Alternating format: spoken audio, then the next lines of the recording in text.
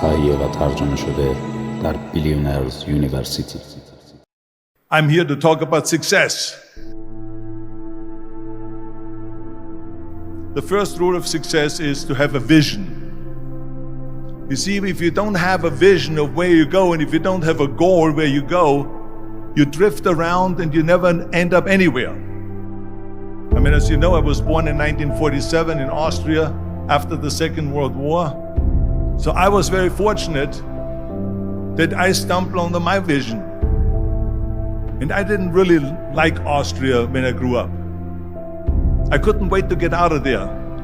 I couldn't see myself becoming a farmer or a worker in a factory or anything like that.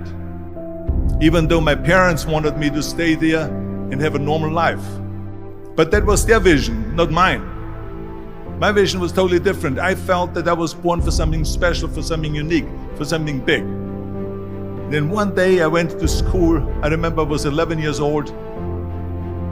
And they showed a documentary about America. And there they showed in this documentary the huge skyscrapers, the high-rises, the huge bridges, the 6-lane freeways, and all of this stuff. And I said to myself, that's where I want to be. I don't want to be around here with these little farmhouses and these little buildings. I want to be in America. One day after school, I walked by a store in Graz. So I went inside and I looked around, and then I saw a magazine. I saw a bodybuilding magazine that had Reg Park on the cover. Reg Park was then a 3-time Mr. Universe. And I saw him on the big screen as Hercules. I read that and I said to myself, wow, this is the blueprint for my life. This is exactly what I want to do. I want to become a bodybuilding champion just like Reg Park. I want to get into movies just like Reg Park. And I want to make millions of dollars and be rich and famous just like Reg Park. Do you know how great it felt that I knew where I was going? Imagine the majority of people don't know where they're going. I knew where I was going. That I'm going to become this bodybuilding champion just like him. So it was just a question of how do you do it? I was so relieved because when you have a goal, when you have a vision, everything becomes easy. So people always ask me, when they saw me in the gym in the pumping iron days, they say, why is it that you're working out so hard? 5 hours a day, 6 hours a day, and you have always a smile on your face. And I told people all the time, I said, because to me, I'm shooting for a goal. In front of me is the Mr. Universe title. So every rep that I do gets me closer to accomplishing that goal, to make this goal, this vision turn into reality. Every single set that I do, every repetition, every weight that I lift will get me a step closer to turn this goal into reality. So I couldn't wait to do another 500-pound squat. I couldn't wait to do another 500-pound bench press. I couldn't wait to do another 2,000 reps of sit-ups. I couldn't wait for the next exercise. At the age of 20, I went to London and I won the Mr. Universe contest as the youngest Mr. Universe ever. And it was because I had a goal. So let me tell you something, visualizing your goal and going after it makes it fun. You got to have a purpose no matter what you do in life. You got to have a purpose. 74% hate their job in America. Now there's not much different when you come to Europe. The majority of people don't like what they're doing because they're really not doing it because they didn't have a goal and they followed this goal. They just aimlessly drift around and then all of a sudden there's a job opening, so they get that job because you have to work. But then when you work, it's a chore. It's work. It's not fun.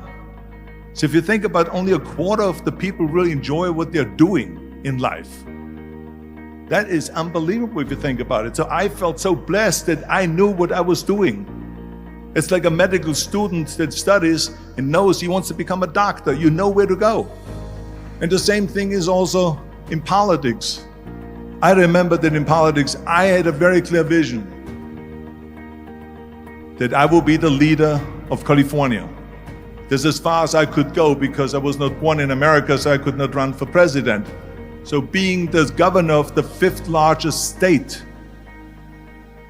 the fifth largest economy in the world, was for me really the ultimate title, the ultimate accomplishment in politics. So even though people came up to me and says, why don't you go and run for something smaller, you're never gonna make it. I ran for governor, and then 2 months later I became governor of the state of California. Again, because I had a very clear vision what I'm gonna do with California. So that's rule number one, have a vision. Rule number two is, don't listen to the naysayers. Don't listen to the naysayers.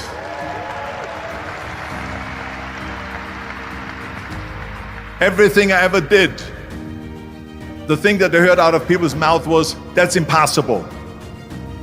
That can't be done. Or no. That is exactly what I heard, and of course I proved to the people that it can't be done. So whenever someone said to me, it can't be done, I heard, it can be done. When they said no, I heard yes. And when they said it's impossible, I heard, it is possible. I'm a strong believer of what Nelson Mandela said, that everything is always impossible until someone does it. Well, I'm going to be the one, I said to myself, I'm going to do it and I'm going to show it to them. Maybe it has never been done before. That's perfectly fine with me. But I'm going to do it. And I did not listen to the naysayers. It's all about the hard work that you put in. I said to myself, in bodybuilding, I worked out 5-6 hours a day. I'm going to do the same thing now for acting. And of course, I went to college to study English. I studied the accent removal, acting classes, and all of this stuff all day long. I worked and I worked and I worked. And within a short period of time, I made one movie called Hercules in New York, which of course went right into the toilet. But it didn't discourage me. I still had the same vision. And then all of a sudden I did Streets of San Francisco. I did Stay Hungry and Pumping Iron and The Villain. And then all of a sudden I was asked by Dino De Laurentiis and by Universal Studio to star in Conan the Barbarian. And after I did Conan the Barbarian, the director at the press conference said to the press, the director was John Milius. He said to the press, if we wouldn't have had Arnold, we would have had to build one. So think about that. The very body that they said can never be sold because the time is wrong. A few years later, I'm doing Conan the Barbarian, and it was the #1 hit at the box office when it came out in the summer of '82. Think about that. And the director says, if we wouldn't have had his body, we would have had to build one.